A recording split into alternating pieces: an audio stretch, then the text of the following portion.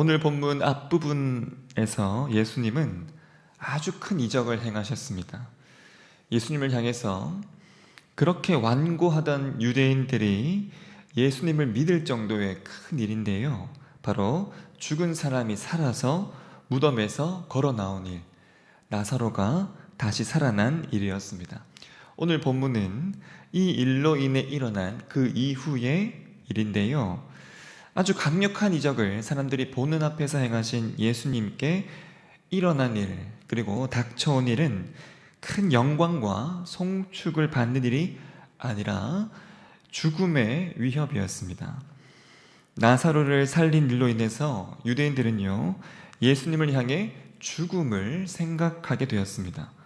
누군가를 살린 것이 예수님의 죽음을 재촉하는 일이 되었는데요, 유대인들로 하여금 예수님을 향해서 바로 이 죽음을 마음먹게 한 자가 오늘 본 말씀에 등장하는 대제사장 가야바입니다.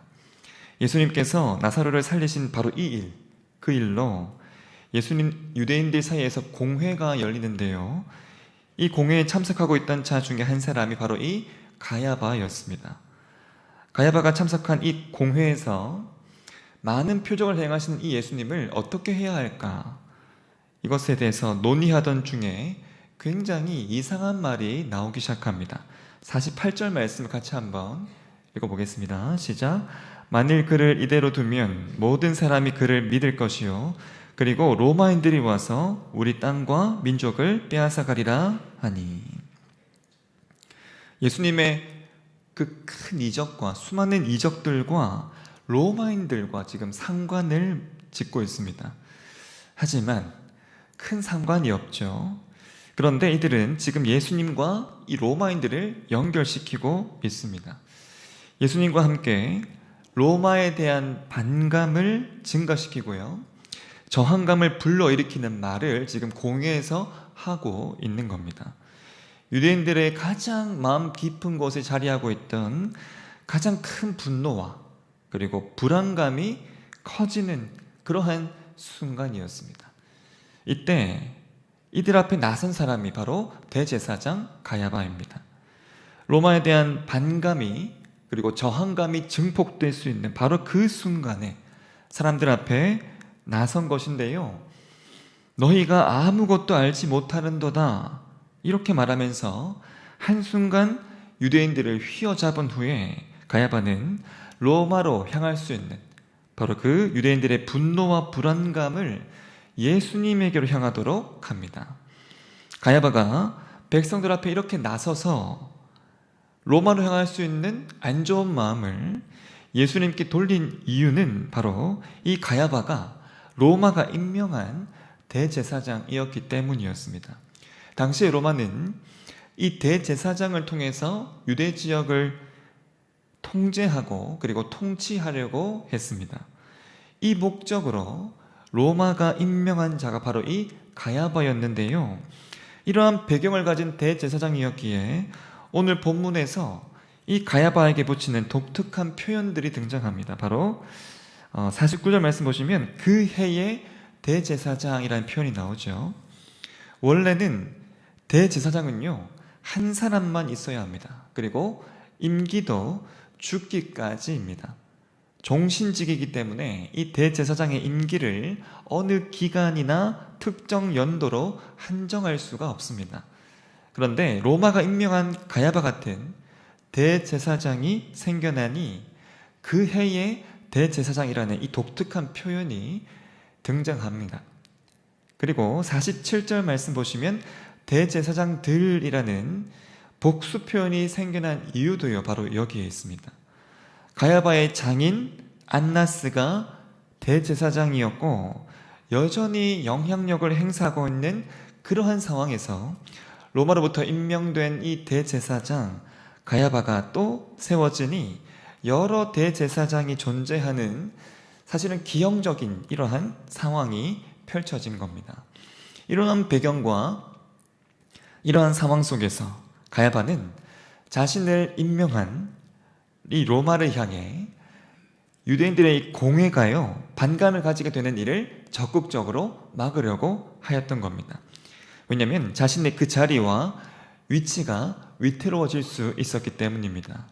그래서요, 이 가야바 그 결정적인 순간에 그때를 놓치지 않고 지체 없이 나서서 강한 어조로 말했던 겁니다. 아주 강한 어법으로 여론을 확 몰아서 공회의 반감이 로마가 아닌 예수님을 향하도록 하였습니다. 사람들의 시선을요, 다른 곳으로 향하게 하고 사람들의 이 반감을 다른 곳으로 아주 확실하게 향하도록 이 가야바가 내세운 말이 바로 서두에 말씀드렸던 죽음입니다. 예수님의 죽음이죠. 함께 우리 50절 말씀을 같이 읽어보겠습니다. 시작. 한 사람이 백성을 위하여 죽어서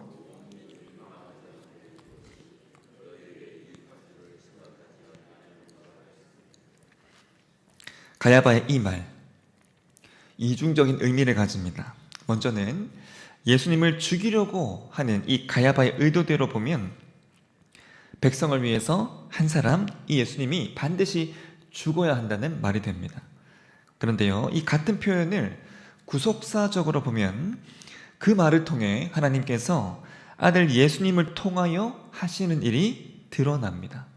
그래서 51절과 52절 말씀에 이렇게 말씀합니다. 이 말은 스스로 함이 아니요 그 해의 대제사장이므로 예수께서 그 민족을 위하시고 또 그 민족만 위할 뿐 아니라 흩어진 하나님의 자녀를 모아 하나가 되게 하기 위하여 죽으실 것을 미리 말함이로라. 자, 여러분, 한번 정리해보자면 로마의 권세를 등에 업고 대제사장이 된 이 가야바가요, 이렇게 예수님의 죽음을 언급하고 있습니다. 바리새인들을 비롯한 유대인이라면 이러한 자의 말, 이러한 대제사장의 말을 따를 수밖에 없습니다. 가장 치명적인 자가 가장 치명적인 말을 하고 있습니다. 그래서 이 가야바의 이 언급으로 인해서 이 일 이후로는 유대인들이 예수님을 죽이려고 모의합니다. 이전의 방식과 이전에 예수님을 대하던 방식과는 밀도가 완전히 달라진 것이죠. 그래서 53절 말씀 보시면 이날부터는 그들이 예수를 죽이려고 모의하니라 이렇게 말씀합니다. 여러분, 자신이 한 일로, 내가 한 일로 인해서 이렇게 공회가 소집되고요, 그 공회로 인해서 나의 죽음이 본격적으로 진행될 것, 이것을 예수님이 모르셨을까요? 유대인들의 삶에 가장 지대한 영향력을 행사하는 공회에서 자신의 죽음이 의결될 것을 미리 아는 유대인이라면 누구든지 그와 관련된 일을 결코 행하려 하지 않을 것입니다. 자신의 죽음이 의결될 것을 미리 아는 유대인이라면 그와 관련된 일은 그 어떤 것도 행하려 하지 않았겠죠. 그와 관련된 일이 있는 곳으로 향하려고 하지도 않았을 겁니다. 유대인뿐만 아니라 누구든지 자신에게 위협이 될 수 있는 일이라면, 이것을 먼저 아는 자라면 그러한 곳과 관련된 곳에 얼씬도 하지 않을 겁니다. 나에게 위해가 가해질 수 있는 그러한 일, 관계된 일은 작은 일이라도 행하려 하지 않겠죠. 그런데요, 이 예수님은 장차 어떠한 일이 일어날 것을 미리 아시면서도 자기의 죽음을 초래하는 일을, 그러한 이적을 사람들이 보는 앞에서 행하셨습니다. 그것도 아주 의도적으로 이러한 상황을 만들어 가셨죠. 나사로가 죽기까지 기다리십니다.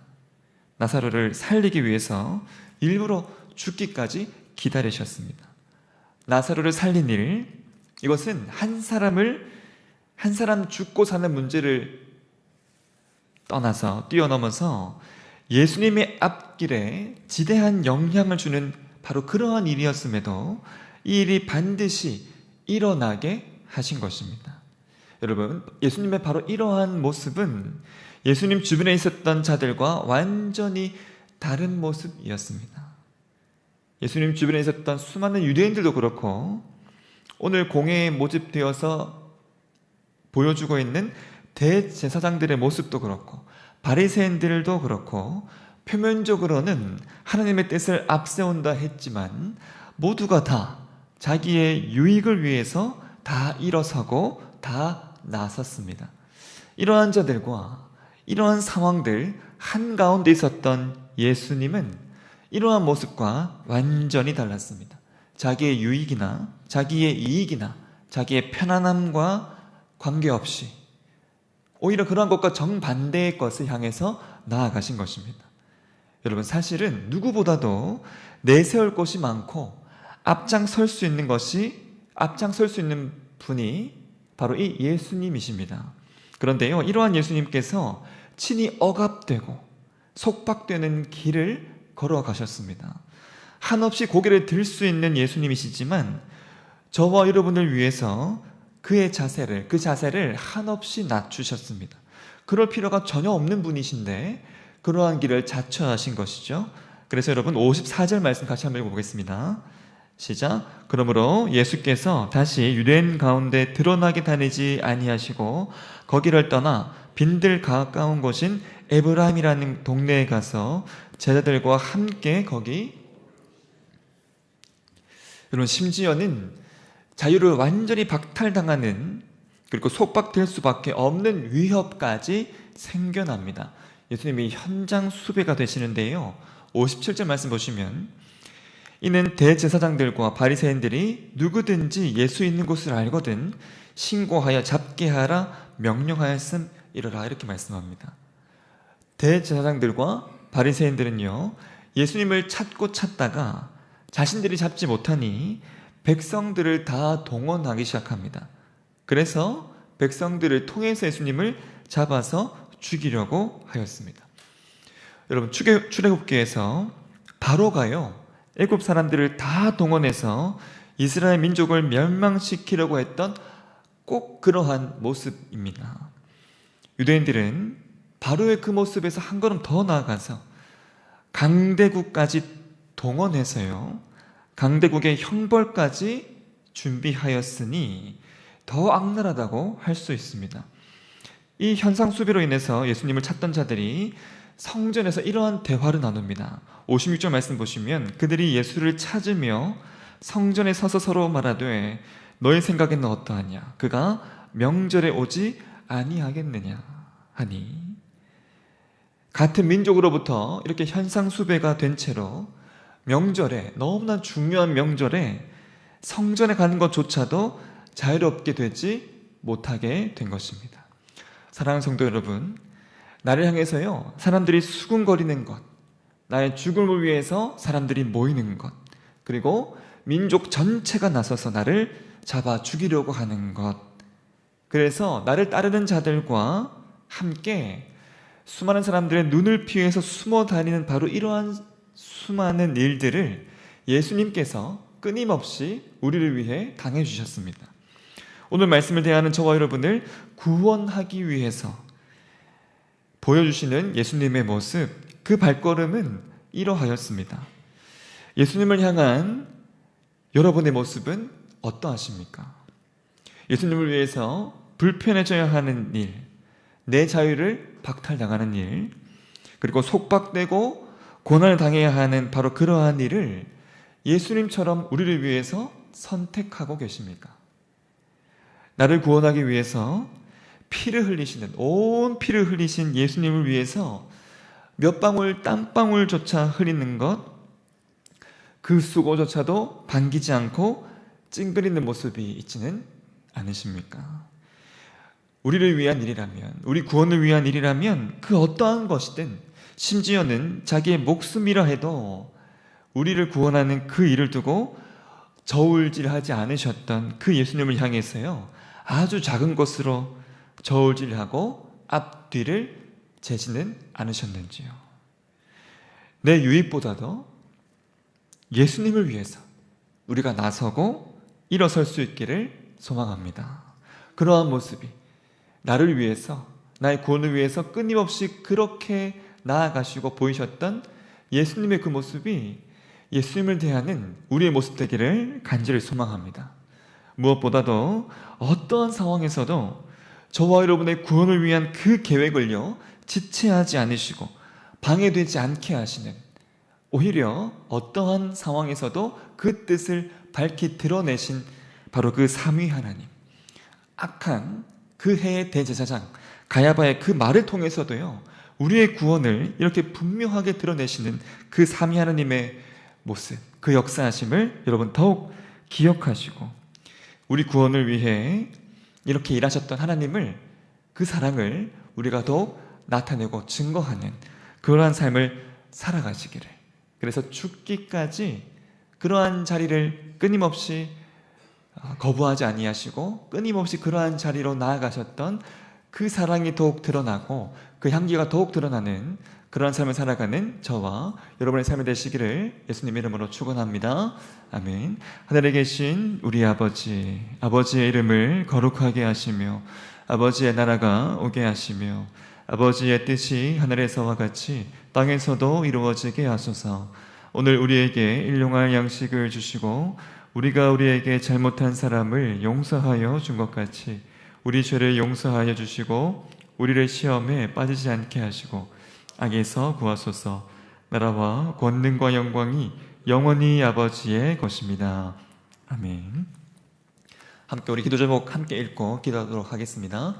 개학 시즌을 맞아 교회에 봄의 활기와 향기가 넘치게 하소서.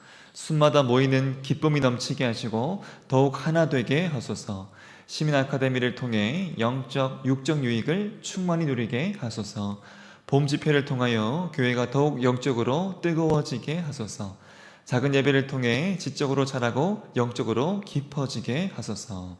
골절 수술로 입원 중입니다. 빠르게 회복되게 하소서. 회복되어 사역지로 속히 복귀할 수 있게 하소서. 안식월을 통해 영적, 육적으로 회복되게 하소서. 다시 사명의 자리로 나아갈 수 있는 새 힘을 주소서. 대면 수업을 통한 사역비와 부족한 재정을 채워주소서. 3월부터 시작되는 순모임 가운데 성령의 임재가 있게 하시고 깊이 교제하며 위로받는 시간 되게 하소서. 요양원과 홀로 사시는 어르신들을 신방하는 일정이 순적하게 진행되게 하소서. 3월 13일 금요일부터 10주간 진행되는 순장 교육을 통해 순장님들이 새 힘을 얻게 하소서. 4월 달에 진행되는 전국 시니어 사역 컨퍼런스를 통해 시니어 사역의 새로운 비전을 보게 하시고 참석하는 모든 분이 영적 도전을 받게 하소서. 많이 알려지고 입소문이 나게 하셔서 교회 주변에 아기를 둔 부모님들이 많이 신청하게 하소서. 아기를 둔 불신자 가정들이 교회에 발걸음하며 교회의 마음이 열리게 하소서. 아기 학교를 위해 헌신할 수 있는 교사들을 많이 보내주소서. 교회에 발걸음한 불신 가정들이 아기 학교를 통하여 주일에도 교육부서와 교구에 자리하게 하소서. 준비된 교육 프로그램을 통해 어르신들이 삶의 지혜를 얻고 육체적, 정신적으로 더욱 건강해지는 시간이 되게 하소서. 모든 봉사자들에게 기쁜 마음을 주시고 그들의 수고와 헌신을 기억하소서. 봄맞이 영성 집회를 통해 성도들의 마음에 성령께서 뜨겁게 임재하여 주소서. 찬양을 인도하는 찬양팀을 통해 성도들의 마음 문이 활짝 열리게 하소서. 말씀을 전하는 강사를 통하여 말씀이 뜨겁게 전해지고 은혜가 풍성하게 하소서. 섬기는 이들에게 감당할 수 있는 지혜와 건강을 더하여 주옵소서. 영성 집회를 통하여 교회가 더욱 굳건히 서게 하시고 예배가 뜨거워지게 하소서. 성도 1인당 1명 태신자를 작정하여 영혼 구원에 힘쓰게 하소서. 장기 결석자, 가족, 지역 주민들을 통해 주님의 마음을 부어주소서. 3월 8일 주일에 있을 담임 목사님의 전도 설교를 통해 전도의 열망이 일어나게 하소서. 3월 25일 수요일에 있을 권준호 목사님 전도 부흥회를 통해 구령의 열정이 불타오르게 하소서. 전도 축제를 통해